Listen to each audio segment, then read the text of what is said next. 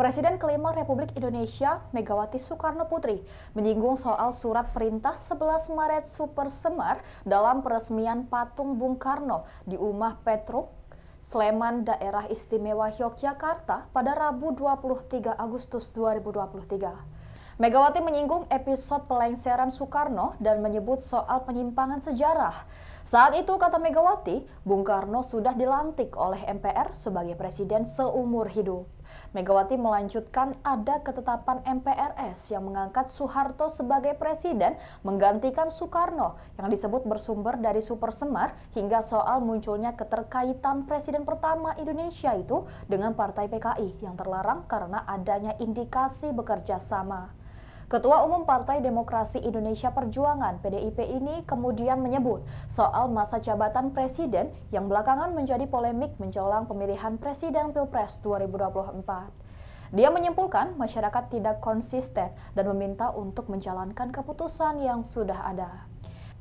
Sebagai informasi, Super Semar adalah surat perintah yang dikeluarkan oleh Presiden Soekarno ke Soeharto pada 11 Maret 1966 untuk mengatasi konflik dalam negeri usai peristiwa G30S pada 1 Oktober 1965. Hingga saat ini, Super Semar masih menyisakan berbagai misteri dan kontroversi karena naskah aslinya tidak pernah ditemukan. Ikuti terus berita menarik lainnya, jangan lupa like dan share seluruh akun Tribun Medan.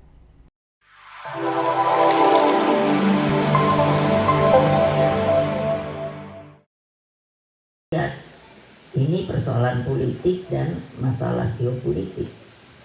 Mengapa? Ketika zaman Pak Harto, saya dengan segala hormat saya harus atau zaman Orde Baru, mengapa kita melihat itu bahwa ada sebuah penyimpangan sebenarnya sejarah. Jadi gampangnya, saya di Lemhanas sudah mengatakan begini, kalian mau mikir ya, saya bilang, coba ya peristiwa itu jangan lihat saya anaknya, tapi berpikirlah logik dan objektif. Pada waktu itu Bung Karno sudah diangkat oleh MPR sebagai presiden seumur hidup. Nah, ketika Pak Harto menggantikan, keluarlah sebuah tab, ini di Lemhanas, MPR, yang katanya sumbernya dari yang namanya Super Semar, yang mengatakan bahwa Bung Karno diturunkan itu karena melakukan ada indikasi, itu istilahnya bekerja sama sebuah partai PKI yang terlarang. Coba pikir tenang-tenang, mikir. Saya itu sampai mikir, sampai saya bilang, kok bapak saya kan nggak bisa mikir ya, kalau benar. Loh, ngapain dia yang mesti Bung Karno kerjasama sama sesuatu kata yang terlarang karena itu ada perintah Super Semar, padahal beliau ini sudah seumur hidup loh.